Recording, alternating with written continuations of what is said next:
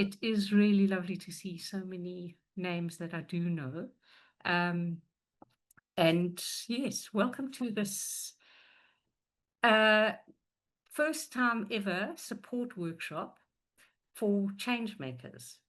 Usually we have the awards. Thanks, Tendai. It's nice to see your face too. If you can turn your camera on to even to say hello, that would be lovely to see you.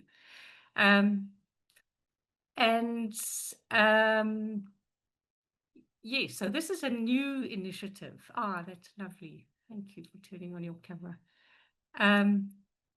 This is a new initiative. We haven't done this before, but we are trying to strengthen our Changemaker Awards beyond, because we've had some brilliant applications in the past, but we want to strengthen them to give you people who are applying a bit more support. And not only so the Tinashe, who I'll introduce in a minute, is our special guest today, but we want to support people not only to apply for the Changemaker, but also just generally grant writing skills. We all scrambling around quite often trying to find where can we get funding to support the work that we do. So the purpose of this workshop is to give people a broad overview as well, and then to talk specifically to the Changemaker Award and your application of the Changemaker Award. But the other thing is that this is our Canon Collins community. So in addition to getting some skills, getting some capacity, it's also a chance to get to know each other a little bit. And it's really nice to see people introducing themselves in the chat, and please continue to do that. Ah, Bukang, that's nice. So nice to see people's faces. Yeah, and it's not a very formal, it's a presentation, but then we'd like a chance just to find out about you and your work and what you're doing, and if you've got any questions to ask us, and yeah, just an exchange and interactive session to help us understand a little bit more about grant writing generally, and what we might help you with in your application for the Changemaker Award. So with that, I'm going to hand over to Dr. Tinashe Mutero, who is he is going to introduce himself and tell you a bit more, because I don't think I can do him justice. But Tinashe is a seasoned academic. He has, in fact, 2 PhDs. Why one isn't enough, I don't know, but he has 2. And he also has huge experience of writing grants and working with grants writers and applicants. So thank you, Tinashe. We're so pleased to have you with us and sharing your knowledge and experience with us. And you also know the Canon Collins community quite well, which is an extra added benefit. So with that, I'll hand over to you and not take up too much time. So welcome, everybody, and enjoy. Thank you, Jill, for the warm welcome. Why two PhDs? I always answer that with why one. If one can do 3, more, 4, 5. So that's a long conversation, but I did 2 because I think that there were questions that demanded that I contribute to answering, and I did that. Thank you, colleagues, for taking your time to be in this platform to speak about one of the areas that I enjoy most. My background is in applied ethnomusicology primarily. I'm in creative arts, and that's where I learned how to write grants. And because as most of you would know, that often arts, we get resources from grant writing, but also I've had to do a lot of work in public health, and public health in our context is often really not funded by our governments. There's shortages of budgets and And that's how I got into the space of grant writing. So I was excited when this opportunity came through that, can you share your experiences on grant writing? And because there was this call that we are speaking to now, I, together with Jill and your colleagues, we thought, no, we could focus on the call itself, but there is a lot that we can miss if we just focus on the change makers call. So my first talk, which is just probably 10 or so or 15 minutes, will be grant writing in general. But I think this could be the most important part, though not detailed, but this could be the most important part. Not to say preparing you to write for the today's call or for the conference call is not important. It is equally important. So Tony, if you can please share the first PowerPoint presentation.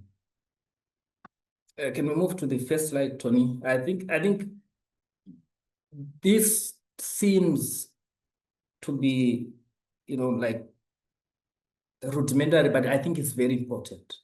We would know that often when we respond to calls, there is that first we see an advert or someone shares with us, and we are drawn to the call but then we roughly sketch whether it is relevant to us or it is not. And if it's not, it's no good staying on it. Pass it on to your colleagues, pass it on to the platform, which you guys, I understand that you've got a lot of shared platforms that you share resources. So if something is not relevant to you, immediately share it to those who think can work on it. Then the next logical step there, when you think it's relevant, look at the deadline. I'll give you something that happened today. Okay, let me skip that now. If you read the call and the deadline is quite close or it's far, that you begin to think of how you can budget your time, how you can budget your resources. It's not worth rushing to write a grant. It's not worth. If there's no time, just don't do it. Then, of course, the next thing is to check the eligibility criteria. Imagine you go through a call, if you've not read who they want or who they are inviting to write. And after doing all the problem analysis, and then you realize at the end that, oh, apparently this call is from Canon Collins scholars and the alumni. Imagine I would have written my grant proposal. Then I realized at the end that I'm not accepted into this. Or they are looking for institutions in a particular country, in a particular region, or there are some documents that they would require from you. I've had experiences where we wrote a proposal, but of course this was on commission. We are done. We are shortlisted. Then we find out that the guys that I was writing for did not done auditing in the past year. We lost 100,000. Not because the idea was not good, but one of the conditions there was that by the time that we go to the second round, we are supposed to have your books in order. My clients said that they had their books in order. Unfortunately, that was a lie. Or they assumed that they would get them, but you can't cheat those processes. So ask yourself, do I have everything that they are saying we should have before attempting to write? Otherwise, you lose a lot of good ideas, but also you might even lose relationships when you build teams to respond. The good thing about the eligibility criteria is that it's usually upfront, no hidden text there. And they make it as simple as it's written in as simple language as possible, so that you know that I don't qualify, and you move on to the next. But assuming that you qualify, either as an individual or as an organization, organization, then we move on to what I think is important in any grant writing process. Actually, can we move to the second step? So we then read the call intentionally. Most granting organizations would give you links as they advertise the call. They will give you within the text on the landing page. There are links driving you to other pages where they explain what they are working on. For instance, if you respond to a welcome trust call, for instance, the landing page will give you the general information, what the problem they're looking at is, and who the people that they want to work with are. But they also put hyperlinks to literature that they've consulted to conceptualize the problems. And when you read that literature, it gives you an idea or a picture of what the core problem is. So now this ceases to be about the general. You know exactly what they're looking at, and this information will assist you in also defining your own problem in context. So of course, you would have looked at what their own objectives are, because grantors don't put out calls to satisfy your own objectives. They have their own objectives that you should align with. You don't come up with yours that they should fit in here. So when you see that your idea fits within their organizational objectives or the specific course objective, then you then look at the other the hyperlinks that are taking you to other pages. Don't ignore those pages. That's where most important information is, besides the landing page. And when we have done that, we've understood the problem from the context of the grantor. We then want to have the problem definition in context as the applicants. So in our case, what does this broader global problem mean to us as the people who are working in Africa, or as the people who are working in Zimbabwe, in South Africa, in Mozambique, or people who are working on research uptake? I've seen that there's someone from already who are working on research uptake. People are working in law. How does this speak to us as people working in the context? So there's a process that we often use with my colleagues, which is we call it a problem spaghetti. Tony, we can go to the. So when we have made sure that this speaks to the funders' objectives, aligned to what we want to do, and this is something that we are supposed to almost always do, that we should align with what the grantor is looking for, right? Then we work on creating a context-specific problem. In this case here, we were working on a call that was flighted by UKRI. We were fortunate enough to get the grant. And when we looked at the call, which unfortunately I've tried to find, couldn't get it, we had a list of what we thought are the areas that they're looking at. And the intention was to say what is what in a research we would call it the major question, but for these purposes of the grant, we call it the core problem. What is the core problem? Which, if you look at all the factors that can contribute to this problem, where are they leading to? We listed all those, and we ended up with one that read poor mental health digital interventions for young people in Africa, for youth in Africa. It's important to spend a lot of time in defining what your core problem is.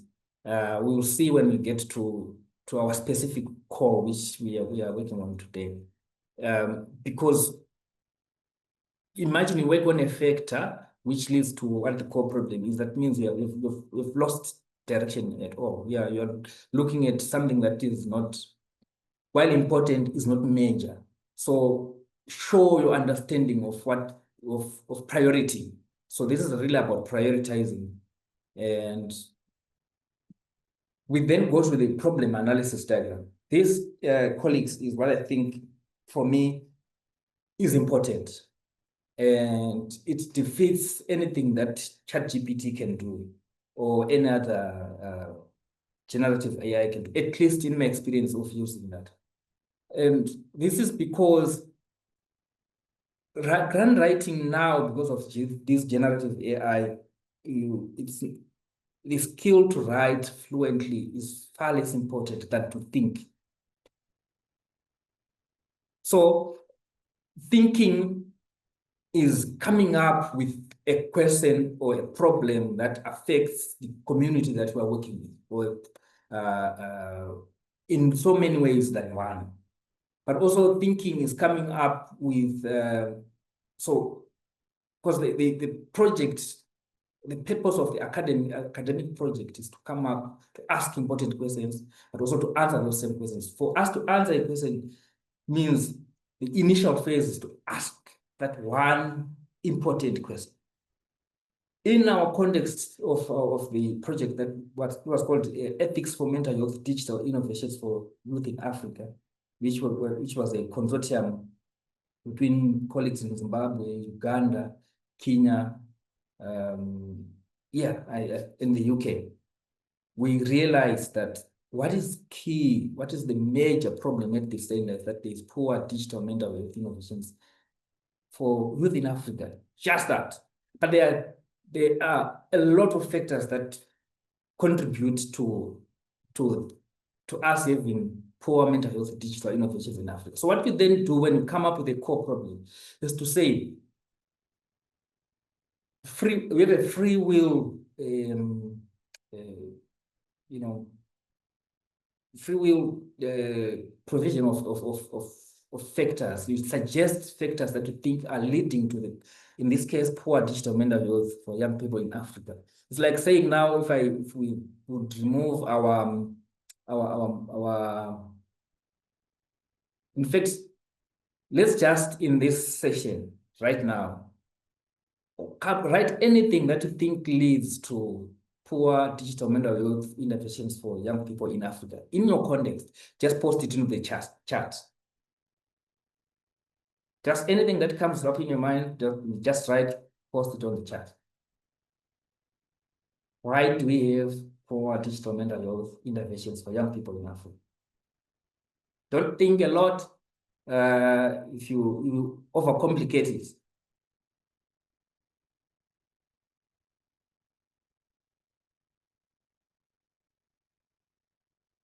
If your typing is not friendly, you can unmute yourself and say what you think.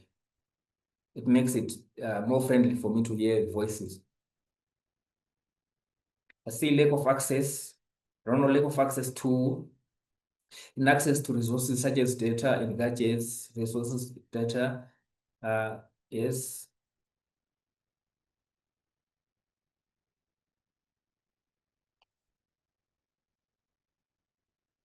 I was expecting a flurry of suggestions, lack of investment to such institutions, no prioritization, fake news, local languages.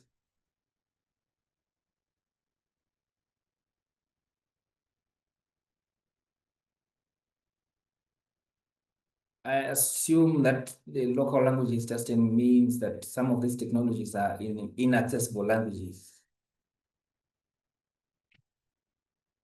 So, all right, colleagues, as we are here, political and marketing agendas driving algorithms, young people attitudes. Okay, we can keep them coming, but I think what I wanted us to get to is, at this stage, it's almost like what we do when we're doing the nominal group techniques, where there's no wrong answer. So I was expecting at least a count of 22 or so answers.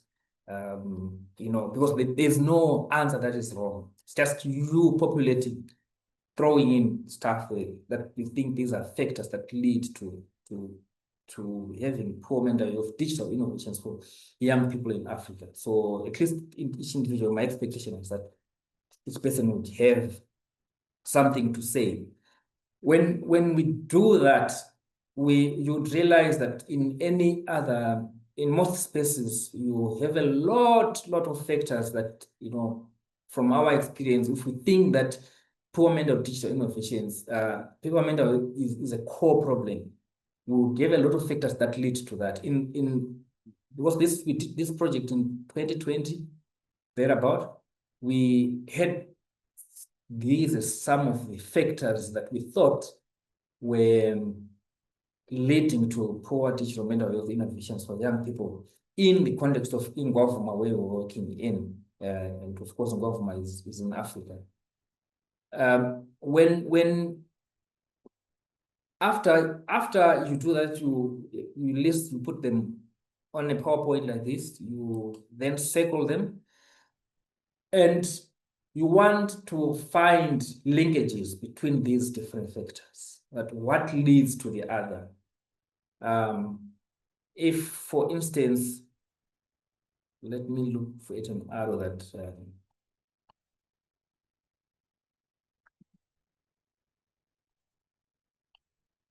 okay, let me not play around with technology. If you look at the relationships between between the factors, that, for instance, does disregard of youth opinions lead to poor access to relevant technologies? Or does poor access to relevant technologies lead to disregard?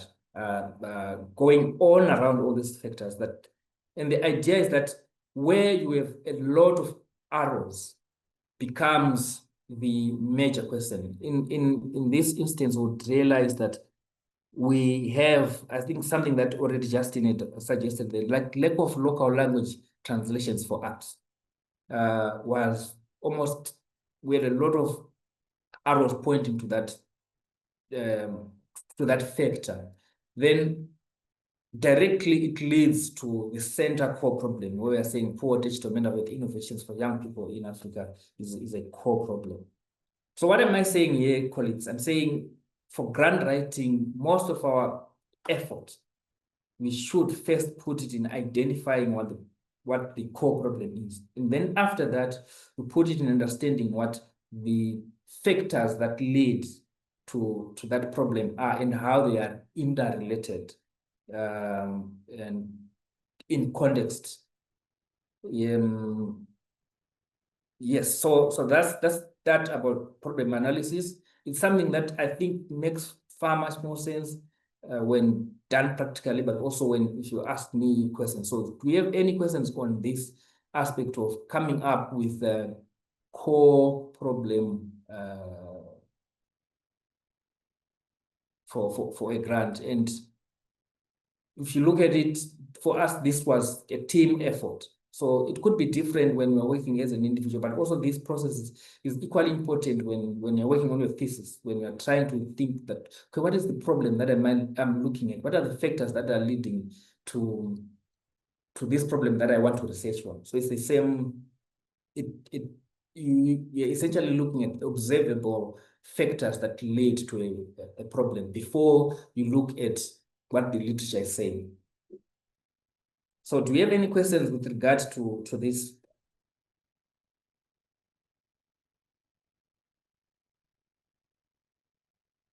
Assume, Tony, we can be going to, let me stop sharing, to the next PowerPoint, so that we focus on this call. But if at any point,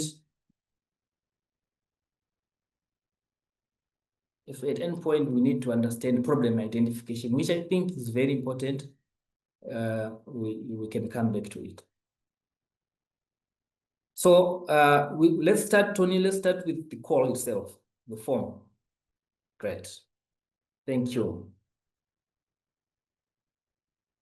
So, like we have said on just a few minutes ago, that the first thing we would do, which brought us here, is to quickly look at what this call is saying. The Changemaker Award supports Canon Collins scholars and alumni to drive change and make a positive impact in communities across Southern African region. If you're not a scholar and you're not part of the alumni, what did you realize, oh, okay, this is not me, this is not mine. You pass it on to the scholars or alumni, if you know any. And the theme here is act local to make a difference. Stand up, spark change. The eligibility criteria, let's just scroll to there. Applicants must be Canon Collins, trust scholars or alumni. Change initiatives can be in any country in Southern Africa. Unfortunately, winners for the previous 5 years are not eligible to submit in 2025. You know, when we are here, you know that, hey, this is not mine. Let me forward it to colleagues, or let me support someone else in the network. And to look at the grant details, it's 20K, which will be awarded. Then the deadline for submission is 10 August, which in my view, from between now and 10th of August, there's quite a lot of time to start writing. Can we just scroll down?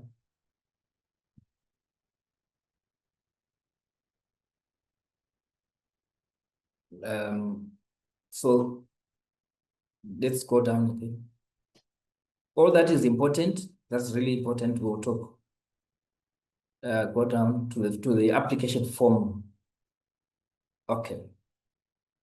So this is biographical data, which is easy to write. We know what it is. It's about yourself, and let's go to when they're asking about the project.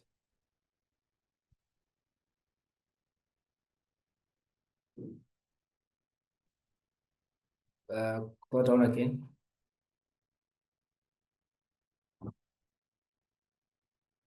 Scroll down.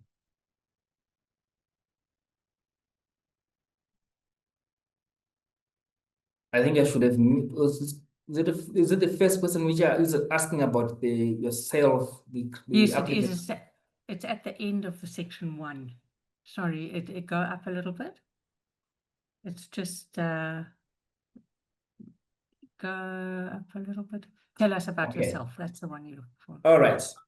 Colleagues, you would see that the first section is asking you your biographical data, but again at the bottom there it's asking you, tell us about yourself, almost like a repetition. But the key is what has inspired you to create change, and that's the defining aspect on in the past years. I'm sure they would say the project should be ongoing. You should apply but there's a change in 2025 where even if the project is not ongoing, you can apply. And my view would be that your eligibility or your marks for obtaining these grants really rest on one, of course, the project, but the inspiration to do the work, who you are as a change maker. And this speaks, if it were me, for instance, I would say, if I'm asked who I am in the context of applying for a grant, I'd say that I'm a theatre for development practitioner from Zimbabwe, who has done work in Goyoban communities to improve knowledge on gender, HIV and AIDS, schistosomiasis, and research uptake in general. I've worked with community groups, and in my tenure of working with these community groups, I've realized that very good ideas fail to materialize because the leaders or they cannot articulate themselves when applying for grants. And I had over the years, I've assisted them to apply for grants, to put their ideas through such that the grantors understand what they want to do, but also that these organizations can articulate themselves in the language that is understood by grantors. And that that's the space that I've been working in the past few years, where I do go in communities, implement theatre for development initiatives, but also assist colleagues to fundraise, to get assistance into doing their work. My project, you'd see, if I would do this project, my project would then focus on what we're doing now. I've given a picture on who I am and what I offer, that I offer grant writing. I give life to ideas that are otherwise beautiful, but not really well articulated because of one challenge or the other, one being language. Then the other also just being that, we are not all gifted with how to prioritize, but also to meet multidisciplinary problems in a single narrative. That's that about this, Tony. Let's go to the PowerPoint. And let's have, colleagues, let's have who we are in our minds. Let's have who we are in our minds. And as we go to this session, which is going to be a bit more interactive. So put it in your mind that when you are applying here, the biographical data is important. But what have you done in the past which says that in your community, remember, this is anchored in the community that you are living. How does this problem speak to your experience, speak to your passions? Tony, let's go to the PowerPoint presentation number 2. Yes, thank you. Can we put it on slide share? We can let's go to the second slide.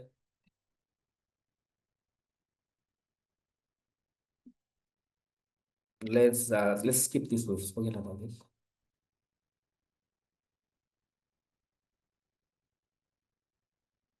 All right, colleagues, can I invite you to, in your view, when you read the call, when you read the theme, what do you think it's requiring from us? You can either put on chat or at least hear your voices.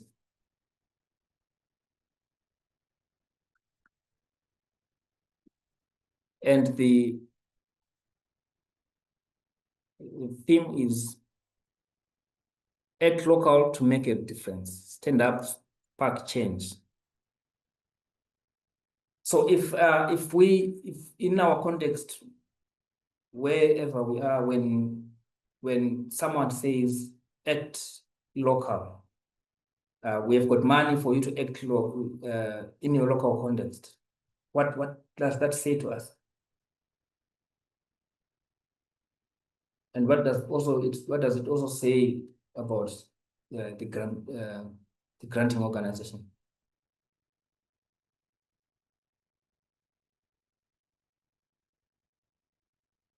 I see that the question is what interest inspires you about this Changemaker Awards call?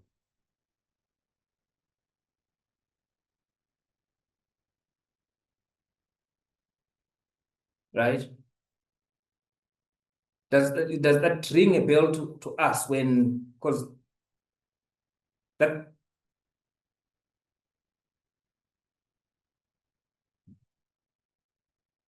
does that ring a bell to us that when we see before we see the 20K, what is it that we want to change in our local communities?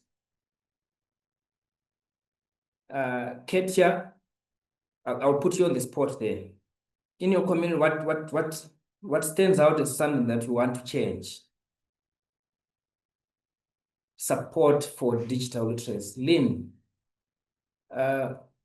support for team members.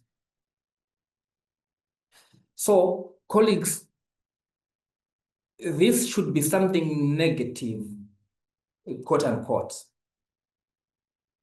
But also even the good that you want to leverage some good things that are happening. That's also important. But in our writing at this stage, we are saying, what is it that you think should be addressed make it better. Whether it's good, you want to make it better, or whether it's bad, you want to make it good and better going forward. What is it in your local context? Here there is someone, Lynn, who has said support for teen mothers, and this could be mental health support. This could be some hampers, food hampers, whatever it is. But this should be rooted in the problems that these teen mothers or some initiative that these teen mothers are a resource that they are getting already, which we want to improve on. So if you don't mind, Lynn, can I invite you to just speak a little bit about the teen mothers, for instance? Sure, no problem. Hi, everyone. So we are working with preteen moms at the clinic. So they are moms between the ages of 10 and 15. And so we would like to support them in their clinic experience and their sexual reproductive health decision making. Because there's a high incidence of this age group being pregnant in the specific community that I'm working in. And so we've got different things we are doing, but we found that we don't really have initiatives that support like the teen moms' mental health or supporting their navigating the healthcare system. Okay. So when I listen to, and I hope more, thank you, Lynn, for this. When I listen to Lynn, I get the sense that they've realized that these young mothers have got quote unquote challenges or problems with how they make their decisions, which of course might be partly the reason why some are teen mothers, but also really some is just abuse. You know, it has nothing to do with them. But assuming that it could have been a problem, lack of access to digital computing facilities for learners and teachers. So in other words, we're saying let's be clear on what the problem is, and we get from Lynn that there is decisions about their sexual and reproductive health, and we then say, with this problem, is it something that we can contribute to changing with the budget in mind? I see Tawachi, you say problem lack of access to digital computing facilities for learners and teachers with vision impairment. With the timeline of the project, is it something that we can contribute to changing with 20,000 rands, for instance? So it's important we share our problems so that we see we create that golden thread on what we can do in the context of our core. Tawachi, I'll put you on the spot. Lynn as well. I would advise to be more articulate about what the problem is, so that when we speak of it, we have the resources, but also even the proposed solution in mind. Okay, so maybe I will just clarify. So we last 2 years ago, we redid one of the rooms into an adolescent youth room. So we put in furniture, tables, all kinds of things. There was an award we won with Springer.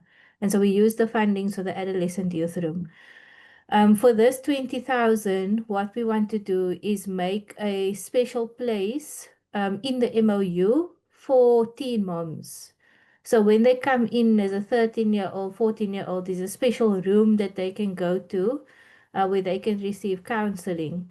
And so the budget for this will work because it's a small room that's just going to be made nicer for them to be comfortable because they are still children, actually, a 12-year-old or a 13-year-old.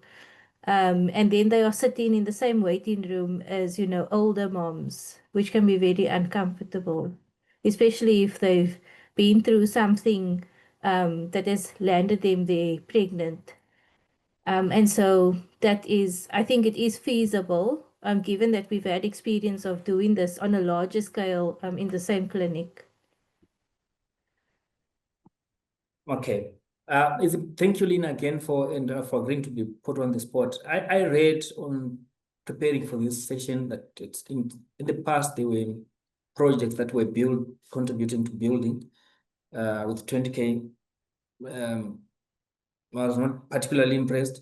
But if I listen to you that there's an existing infrastructure that you probably are partitioning, and 20K would allow you to partition so that we have got privacy for these young people. Grant adjudicators, and I've been fortunate that I've been an adjudicator for some grants, we look at that immediately, that this problem cannot be fixed by this amount. It cannot be achieved. So for partitioning, for instance, which Lynn is talking about, so that young people have got a safe space in a bigger building, makes sense. And the age now, Lynn, would be to be articulate, so that when people read, they don't assume that you want to have a new building,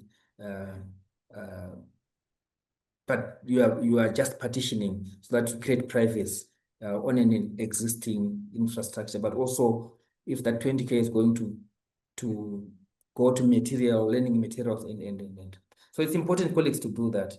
Do we have, Tony, we can move to the next slide.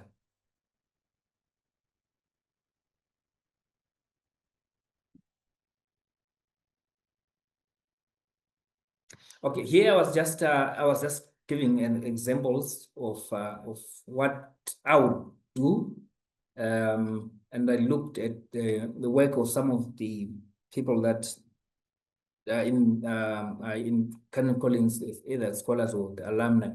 For instance, I read the work that Dr. Princess Banda has been doing, and I realized that she was doing theater, which is the same field as what I do. So if you come up with a team of theater makers who are going to make a play based a thematized production, which should get into communities, you won't need a big budget as one that you need, for instance, to do billboards. But you can go and directly in communities where people are still caught up in some ideas of how people should behave and how people should not behave, how people should have sexual relations and the other, and create a production on a budget, but influencing broader societal change. Also being able to engage people in their everyday spaces. That then means we are saying, if in a context, when I read the work, she did work in Harare, which was at that time, even now, was very homophobic.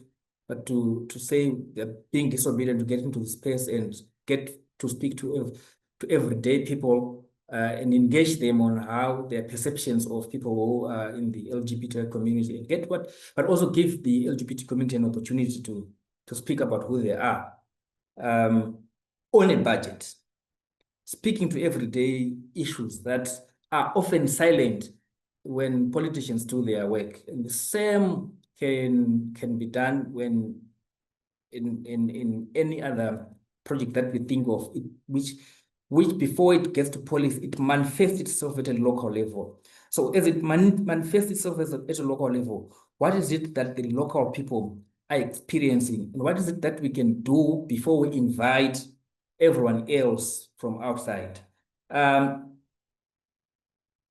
That is what this call is about, that before we invite everyone else from outside, what is it that we can do about that group of young people who read every day in an unlit room? There is already something good that is happening that they are reading. So what do we do to improve the good that they are already doing? There's already a gardening project that is happening. What do we do to make sure that they've water, to make sure that they've access to markets, and all the things that we can think of? Using Justin as an example, we know that he works, at least I know that he works on Super Scientist, which is a project. Well, Justin, can I invite you to just speak on Super Scientist, so that I put it in context of a local project? Sure. So super scientist, the idea is that when we ask young people to name a scientist, they say Einstein or nobody. And representation really matters. And if you can't see it, you can't be it. So what we've done is we've turned real living scientists into superheroes, and we've drawn them as superheroes and then made them into a variety of different media, trading cards, a museum exhibit, an animation short film, and the idea is really to sort of build a platform around which we can then teach young people about science, help them learn how to identify and battle misinformation and disinformation, and then also learn in the context of scientists that look like them and that are working in South Africa and other countries in Africa. So yeah, that's it in a nutshell. Thank you, Justin. I would not know that the amount of resources required there, but I will tell you from the work that I've done that one of the biggest problems that we have in terms of research uptake is just research naivety. Our communities are slow to have an uptake on research because they don't know what research is. So imagine even the imagination of young people to be scientists. I, for one, did not know the route to becoming a PhD holder until very late, probably after my honors. Maybe that's why I then said, let me have two. So when projects like the one that Justin has, which speaks to that we don't engage with science, but also in science because it's distant from our realities, then what do we do? Let's create this media that makes this relatable, increases the appetite of young people to want to do the STEM subjects, but also it might invite the community to want to engage with the science, which we then know that improves research uptake, which is one of the major problems that we have, that we simply don't use all the good findings that we have in our labs and online. Thank you, Justin, for that. So colleagues, thinking local is acting local. And think of the context where we are living in, the daily challenges that, can you go to the next slide as I speak, Tony? The daily challenges or even the successes that we want to leverage. I've spoken about this. All right. So in our one of the key issues I think on this call is innovation. There is no new problem, in my view. There's no new problem that we're going to see. And probably there might not be even any new solution. But we can always innovate around what we are proposing. And innovation, as you can read here, that it's not always technology that is innovative, but new ways of thinking around problems. That's why when we're doing our problem analysis, we throw in. Okay. I'm reading as I go. I'm sorry about that. When we're doing the problem analysis, we throw in a lot of factors that we think contribute to the core problem. What that does for us, it helps us to think of an existing problems with a different perspective. If in our team we've got someone from law, the way that they're going to articulate a problem on lack of access to mental health digital innovations might be different from my training as an ethnomusicologist, that they would think of the ethics themselves, which use of data, the new problem of data colonialism, and would realize that when we put all these different factors, they help us to articulate the problem, which is common to everyone, but in a different way, which might make us more competitive compared to the other people. Remember, grant writing is a competition, so we make it us more competitive compared to everyone else who has responded to the call. So it's important that we've got a multidisciplinary lens to understanding the problem. What that means is we invite people, colleagues, to understanding first what the problem is. And our innovation might not be use of technology.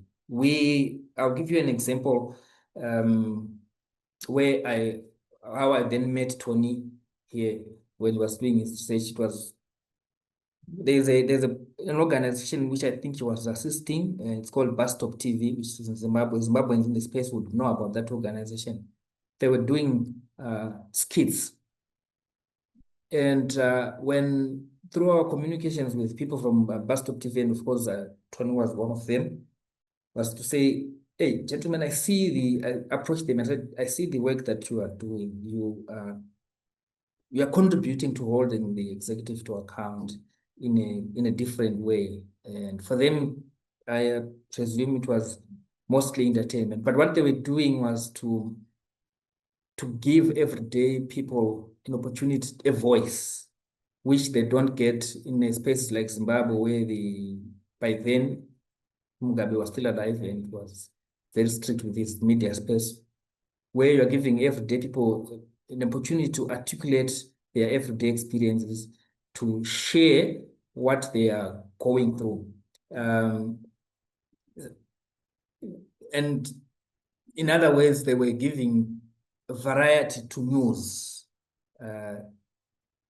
New voices were being platformed. These skits, you see people doing skits every day. There are a lot of skits online there.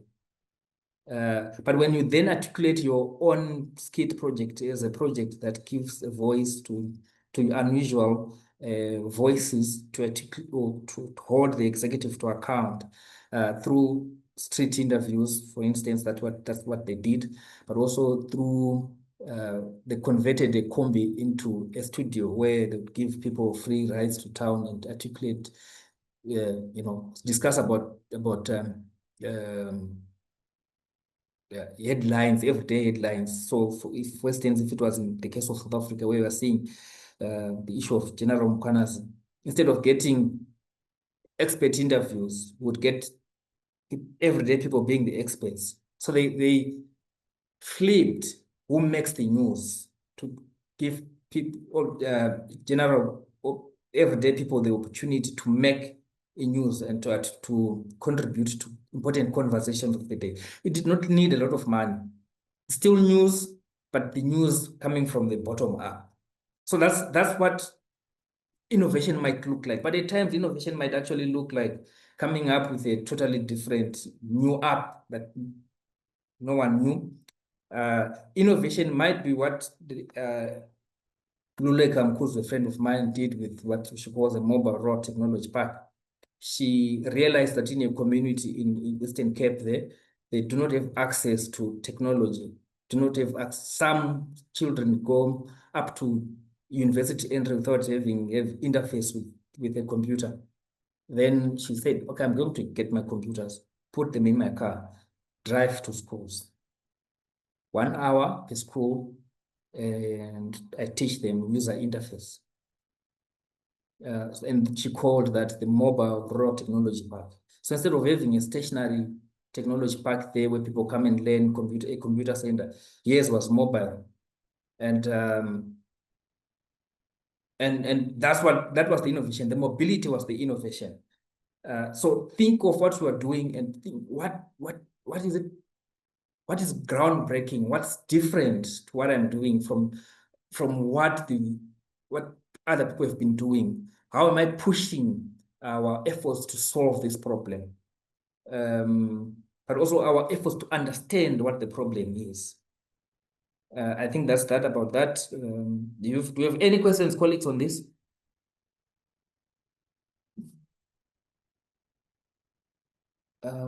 What am I? I've missed what Catherine has been saying. I might want to speak to it. Only way you are saying, Catherine, what I'm trying to solve stems from my own personal background. What can Jill or Tony speak to what Catherine has been saying as we move to the next slide? Can you just... Yes. So I think Catherine is saying that her experience, her problem comes from lived experience. So she's close to it. She's seen it. She's lived the problem, and you know, that gives her insight into what it is. She's not. I think Catherine, just help me here, but that's how I understood it. You've been in the context, part of the context where the problem is experienced. Is that correct? Yeah, thank you, Jill. Catherine, you can start by articulating the problem so that we're all on the same page.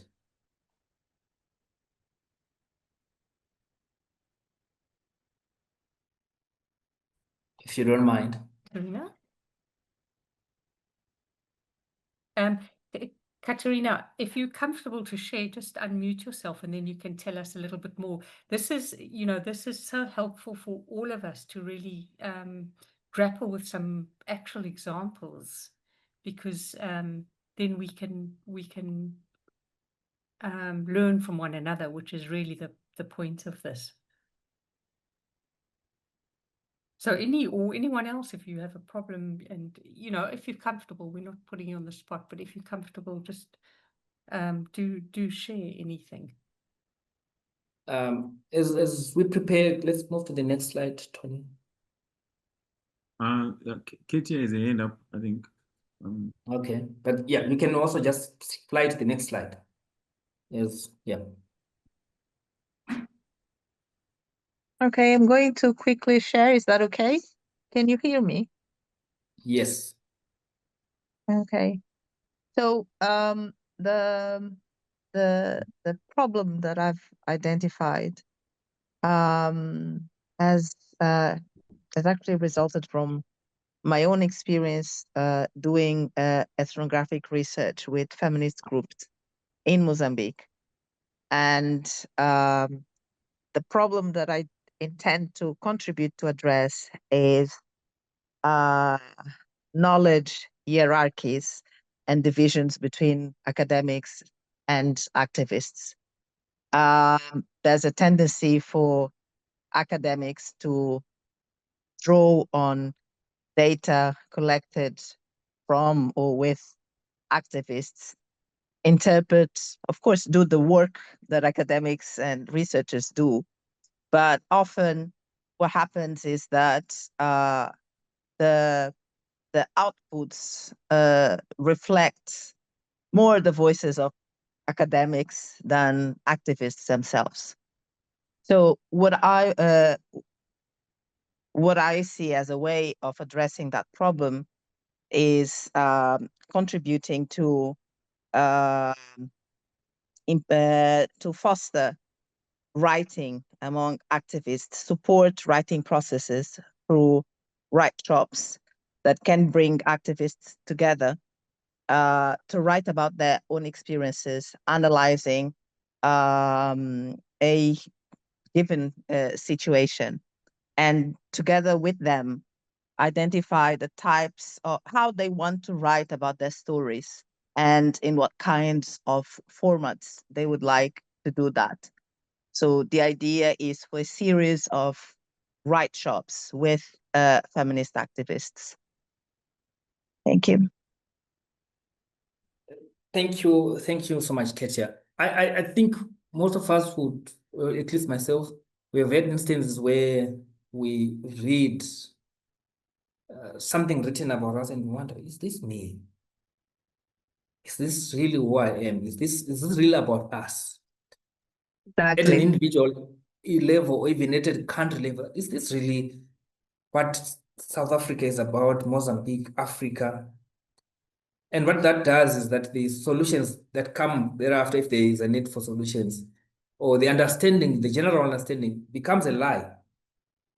And that's from my understanding, that's the problem that Ketia has seen the community of activists that she's working with, that people, academics, we have a way of massaging at times some truths and not write truthfully, or in ways that reflect the communities that we work with. And she's saying it's possible for the affected communities to write about themselves, and she wants to, to contribute to that. I would imagine that when I'm writing a proposal, Ketia, about that, I would imagine that I would say what the problem is, that some people are writing on our behalf, but what does that lead to? I would put that in how I articulate the problem. That yes, I see that academics are writing for activists. Then the question is, so what? If therefore the skill in writing, so what? So then need to know what it causes, and why it is important that they write for themselves. Why it is important that their voices are not diluted by a second-hand experience. So this applies, colleagues, to everyone, that in our articulation of the problem, let's get back to from the general to the specific, that, okay, why is this important to these individuals? Why is it important to this group of activists? If possible, Katie, I'll use you again as an example. If you've got instances where you know that because of this writing done for this group by someone else, it has led to these kind of problems. It has led to this kind of misrepresentation. I think it would appeal more, even if in your writing, you know as an anthropologist that why it is important to have lived experiences told as they are, even particularly from, I think it's an emic perspective. I could be wrong, between emic and ethic. Why is it important that people who are living the experience write about them? And why is it important that they are empowered to write truthfully so in any language about their own experiences? In our writing, in our description of the problem, we would then want to, when we are writing a proposal, that we want to have workshops, like we've said, Katia. What do we do in the process of creating in our preparation of these workshops? What resources do we need? How are these workshops going to? It's not enough to say we're going to have a workshop. We need to be a bit more articulate what these workshops are about, what skills people are going to get from these workshops, how they are going to be structured. The structure is particularly important because we look at the beneficiaries and say, this format of a workshop, with the people that she's saying might not be able to write for themselves, this format is not going to work, this is not well thought out. Then you miss the mere fact of failing to articulate what the format is might disadvantage you. So it's important, as you write, Katia, to think of the format of the workshop vis-a-vis the participants. Who else do you want to work with in that space? Do academics matter? The ones that are writing about us without us? Do we need them there so that they understand that what they're doing is not good, or so that they contribute their skills in teaching this community to write? Or we just need the affected community? These are questions that you are supposed to have in your mind as we write. And this applies, colleagues, to any other project that we have, that who matters in, we cannot have everyone, of course, in bringing about the solution, but also improving the status of whatever we are working on. Who has got power? Is it the form of power that changes policy? Is it a form of power that gets the local leader to say, hey, I'm involved, I want this thing to be seen. So it's a mini kind of stakeholder analysis that we do, that who has got power, who has got influence, and what kind of influence do we need? What kind of power do we need? Who is important and who's, but they lack the influence. How can we get them in onto the project? 20K might not seem enough for this, but some of these issues, because they are locally grounded, we would say, what is it that we can do almost at a zero or the minimal budget? It's important that we have I would think that it's important that we have some people that can then push the project forward after our exit, assuming that some of these projects go on beyond the 20K. Then again, there's an element of predicting change. It's important that after we're doing, why are we doing what we're doing? What kind of change are we going to see? What do we envision as a future of after the work that we're doing? All this is in the context of 20K. It's important that we realize that the amount that we have is 20K. We would not want, I would think that we would not want the project where you look at it as 20K with what you are saying. We would rather put it elsewhere. This is too big a problem to be solved with 20,000, or this is too small a problem to want to use 20,000. So look at what you want, the problem, the solutions that you're proposing vis-a-vis the budget that we have and the time frame that we have. I'll go back to the building idea. It could be an issue of space on the website, but there was a project where in the past 20K was used for building. In Zimbabwe, 20K for building will not get anything. So we'd wonder, you have a lot of questions there. But of course, if this is an extension of some things that are already there, we'll say, okay, it can.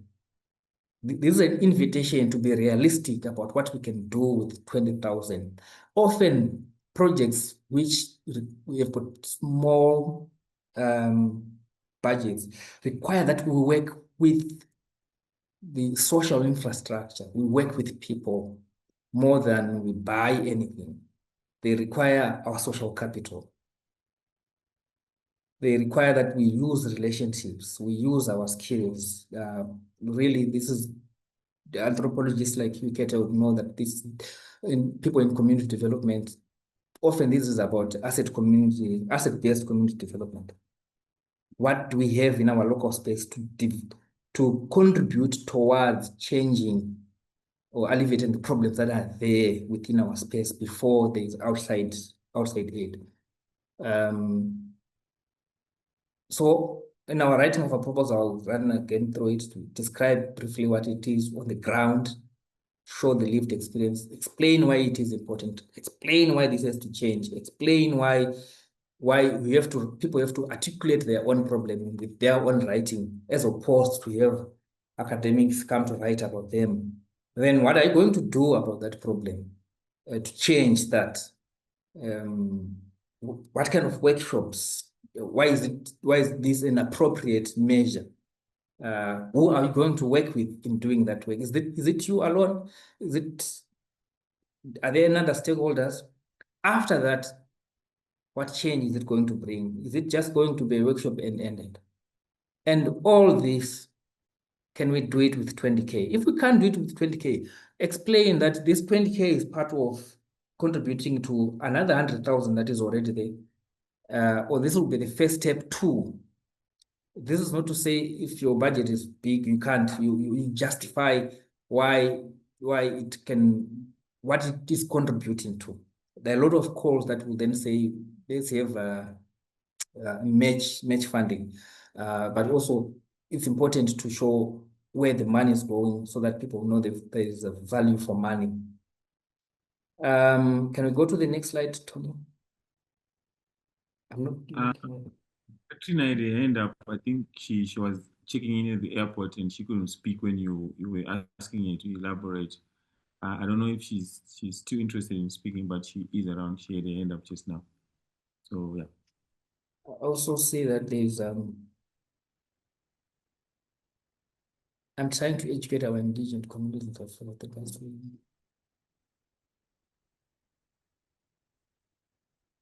There's I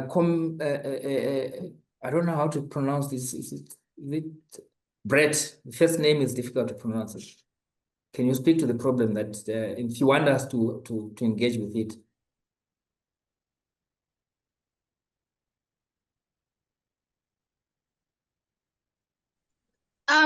Good afternoon. I am an attorney. I worked at the law clinic. I'm currently temping at Legal Aid.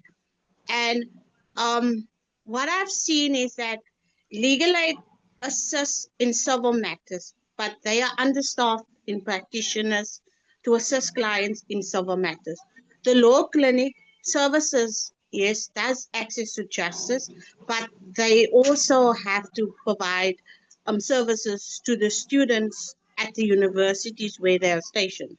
So there is a gap in terms of civil practitioners to assist indigent clients in family law matters, in domestic violence matters, in normal civil matters, in estate transfers, even estate planning. Because a lot of our clients have property which they acquired through the city of Cape Town, and a lot of those properties is above the threshold of 250,000, which then means an attorney needs to be appointed to do the winding up of their estate. But those clients are not in a position to be able to pay an attorney their fees, the 3.5% fees which they are entitled to. And what happens is the descendants, first, second, and third generation descendants, ends up having to argue about the house in a domestic violence court because they get protection orders against each other. It ends up being a criminal matter where if these communities are just educated even about estate planning. I recently, like yesterday, consulted with a client. She's been evicted, and this is a property which she's been residing in since I think she was at the age of 2, and she's now in her late 30s. But because her father never had a will when he passed away, he was in the process of divorcing his wife, which also had a house of her own when they entered into the marriage.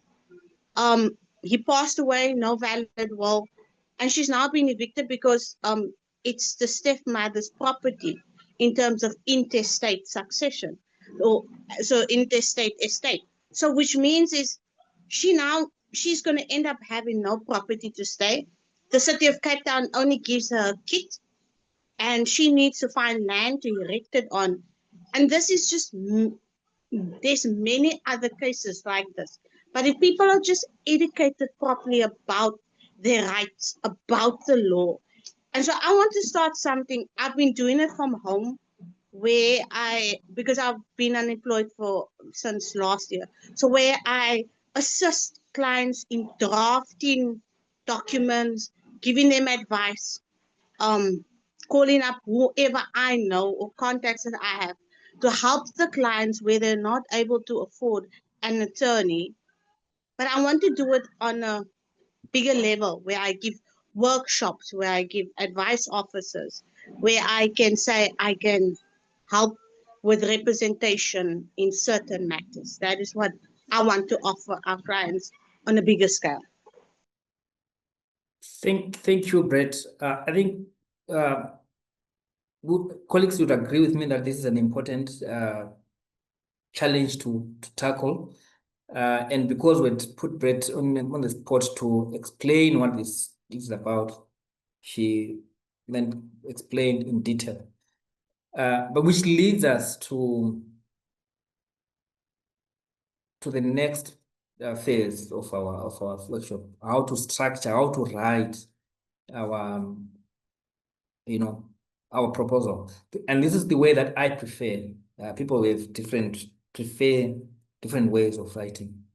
So for me, the inverted pyramid is really to say, I put the problem in your face immediately, in how it is experienced every day before everything else that can make the reader miss what I'm talking about. So I would again put, if you don't mind, Brett, let me put you on the spot again, that before explaining all beautiful things which I've really said, what is the problem that is being faced in the community? I'm really putting you on the spot so that I illustrate my point. In a sentence, what is it that's the problem that's facing the community that led you to say, I want to offer this service? In a sentence, is that communities aren't getting proper access to justice in civil matters. Legal aid is not able to help them. They carry a tremendous amount of files for one practitioner. Clients' files, they call it patat, ends up being delayed. There's no one that can assist clients in estate matters. So I've written a paper also to Canon Collins about it, is that access to justice in civil matters, the Constitution dictates that everyone legal services should be provided to everyone, but it's not being provided to those that really need it, those the vulnerable of society.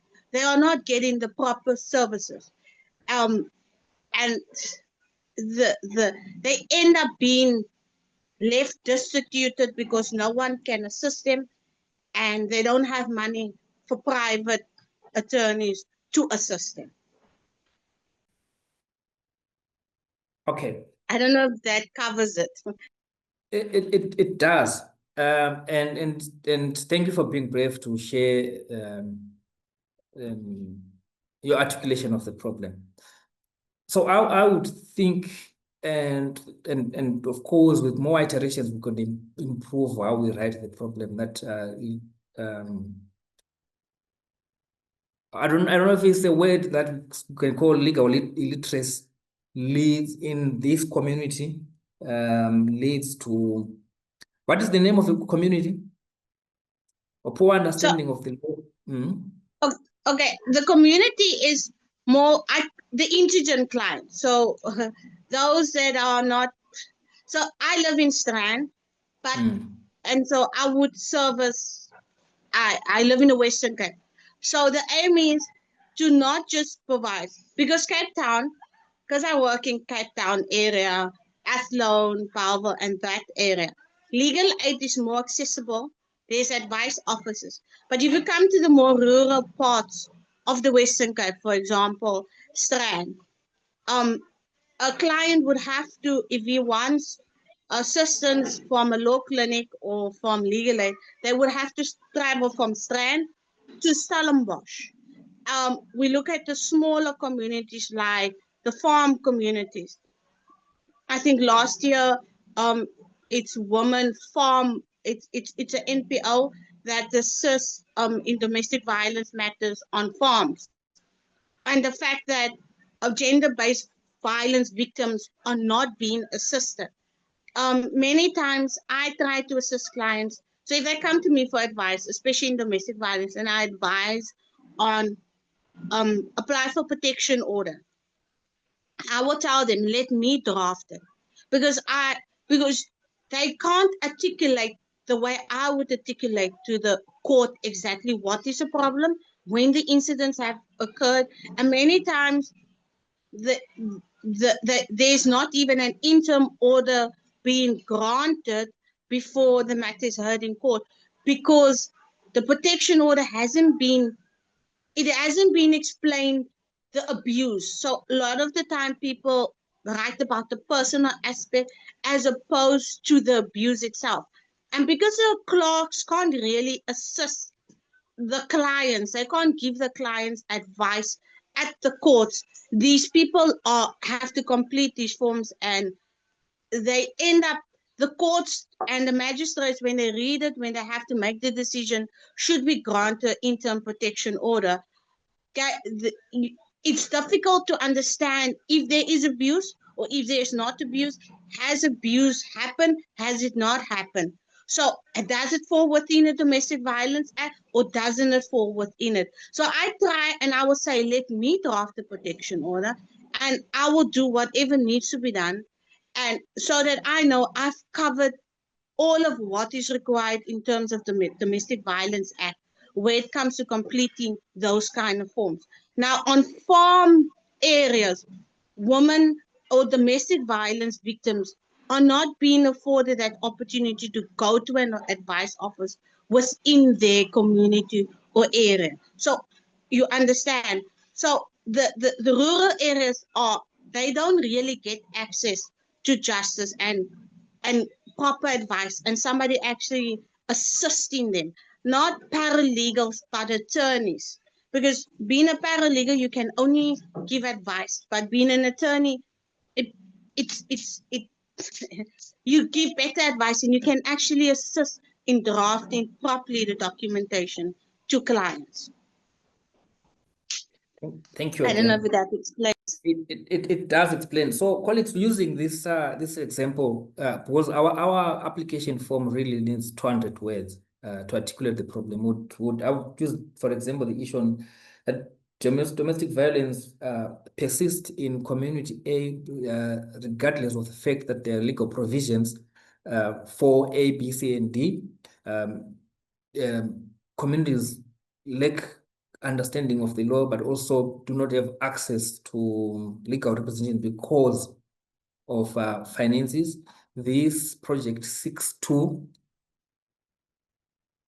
in a nutshell, that's what I would do. If it also allows you to give statistics on how the numbers on how big the problem, how prevalent the problem is, you do that. So you should tell us how big the problem of domestic violence, how big it is, what the cost is of getting a qualified legal help, then what your proposed solution is going to do to counter that problem of that problem of cost, but also the problem of not understanding what to do when faced with, when in courts, and what then that gives us an idea whether the 20K would be enough or not. The invitation here, colleagues, is to be articulate on what the problem is, but also to really focus on one or two issues so that we are not spread thinly. So give us a snapshot of what the problem is in context, in the community. Then you give us the details as you go down, that there's poor law literacy, and that leads, there's a problem of domestic violence, regardless of the fact that we've got resources or institutions to cap against it, and these are inaccessible to the community.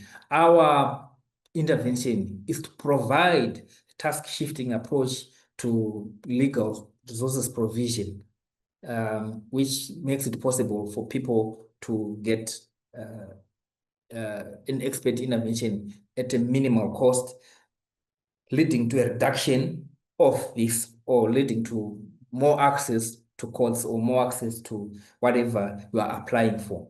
The call, again, colleagues, is to say, be articulate on what the problem is in the local context and on what you can solve and what you cannot. We really can't then be able to share to solve everything. Then can we move to the next one, Tony? I get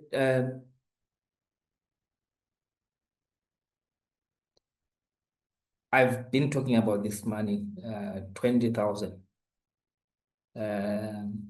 Is it enough to, for the intervention that you want to do? So let's prioritize on our budget that there are things that we can't pay or buy with the money that we are on the projects that we want to do. But in our thinking, let's do the most that we can with 20K.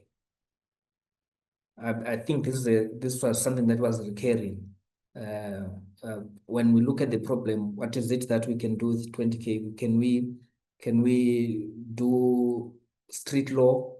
Can we, how far can we go giving these services for free? Et cetera.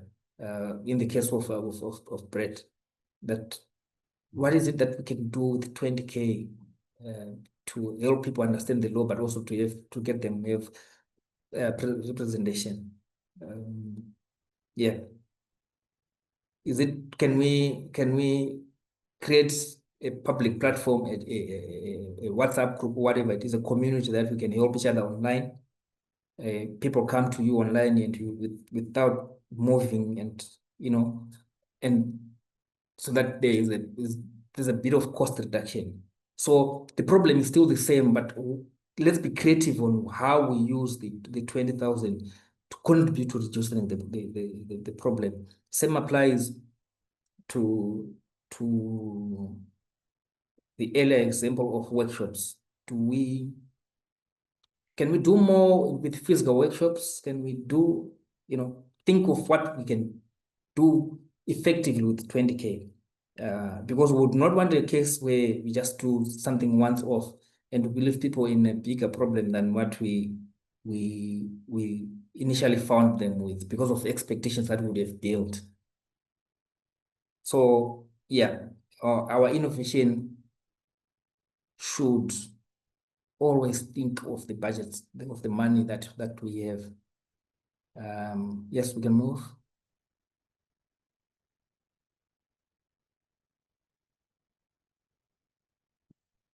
So this is very important, colleagues.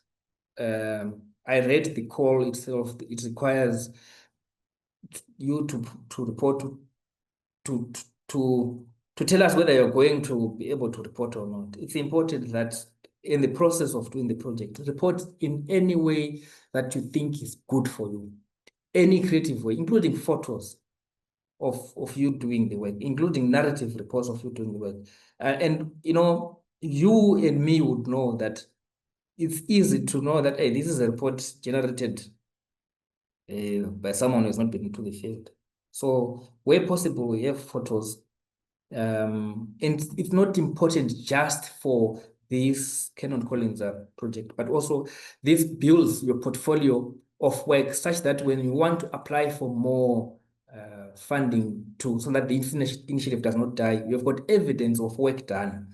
So take this aspect, very important, to write about what you did, how you did it, the results thereof, how you have used the money, and don't take the lenience of that this program might not be as strict, and you say, okay, I can skip this. It's important to report effectively. Can you just scroll fast that I open for questions? I see my time is bad. Yeah, so okay, good. So colleagues, I think that's about this call, that it should be centered in our local context. It should be about the everyday people, be it a problem that we want to solve or a solution that we want to leverage on or to amplify so that we give it wings. But within the limitations of 20K, and be able to write, to report about it. We have photos, we have podcasts, voice notes. Be creative about how you report about it.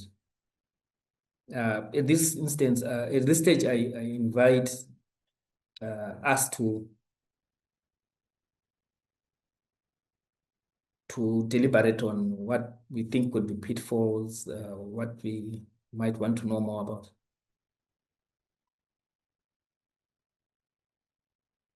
Can I just check in also with people's time? I'm not exactly sure how long we've said we'd carry on for, but I think we might be, we might be losing a few people. So is it, and Tinashe, we're trying to respect your time too. Are there any urgent questions or any questions that you'd like to raise particularly, or any comments, or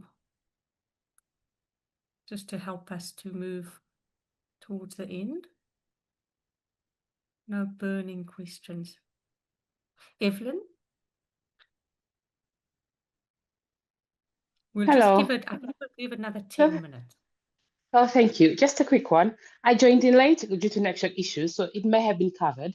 But I was wondering about the geographical focus. Is there a specific one, or is any country in Africa? Thank you. Can I take this or you take it, Jim? So this the call says Southern Africa. Southern Africa. Okay, thank you. Yes, Evelyn, so just because that aligns with Canon Collins's area, unless you are, an alum or scholar who is from Southern Africa, and if you have a reason why you're working in another country, then just let us know that. But the focus is on Southern Africa. Okay, thanks. Just sorry, one more. I know I'm taking time. Like I'm from Zimbabwe, but I'm based in Tanzania, for example. And Tanzania technically is under SADC. So would that, I'm just doing a project in Tanzania at the moment. I'm setting up an NGO. Would that still count since Tanzania is technically part of SADC?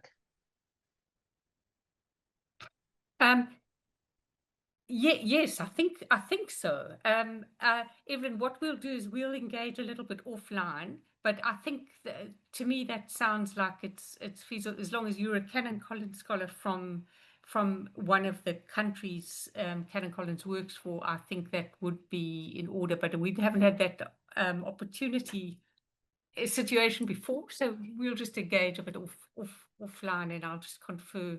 But it sounds like it should be fine.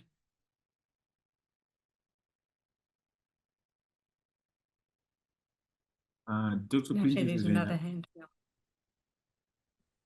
Okay, I wanted to ask, thank you, Dr. Mutero. I wanted to ask about the technicalities in the house. So if I apply and I follow those tips that we were given, I want to know about the adjudication process because previously we voted, so it's been like a popularity contest. And so I might have a very good project. But then if, for example, people don't know me well at the conference, my project might be outvoted, yet it's actually solid. So you've given us the skills. What are you going to do in terms of adjudication to make sure that the deserving projects get their awards? Yeah, because I also know that besides the popularity contest, there's also, people vote based on empathy. So if I decide to say I'm doing a project that's supporting, I know somebody has won an award because they were building a library and whatnot. And I was just thinking with 20,000, you can probably get to a foundation or something close to that, and you won't necessarily finish the entire building. And so that 20,000 may not necessarily go as far as it should, from what I got from Dr. Mutero, that you're looking at a project that the English has run away. It's a Friday evening, but I'm simply saying that how do we make sure that the education process becomes a fair process? Okay, I will respond to this with the help of Jill. And you are right that at times it becomes a contest on popularity and not change. So there's that section which we started with, where you are telling us who you are, sets the tone on popularity. So that's a replacement of popularity, but it's about who the change maker is. And this is really because you can tell from how you describe yourself in relation to the project that this is an opportunity that just has been seen here, and someone is trying to make a quick buck. So the adjudication in this year, to my understanding, that it's going to be done by an independent panel of adjudicators who read objectively your proposal against the course objectives, but also because you would have told them in the writing who you are, and so it's an objective assessment based on who you are and based on the project that you're going to do and the budget that's there. It's like the usual grant application where you just write, people who don't even know you. Did I leave out anything there, Jill? I think you can articulate it very well because this is a Friday as well. I think we're all feeling the Friday thing. No, just that, yes, just to support what you're saying, Tinashe, that there is, that we've realized that the approach was not, the most useful approach, which is why we've asked Dr. Mutero to come today to help us to think about what makes a good proposal, not only for this grant, but for other situations. But those criteria, as Dr. Mutero outlined today, are really what we're looking for. I mean, your presentation has been so incredibly useful. Thank you. I see Tawachi, but otherwise, if that's an old hand, yeah.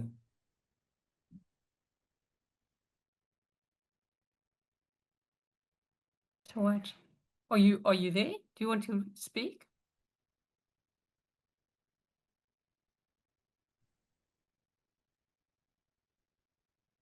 Okay. I think we can't hear Tawachi.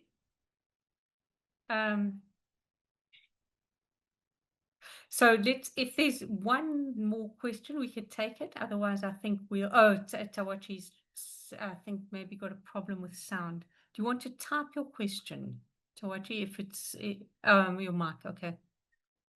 Just type it quickly and we can see if we can address it.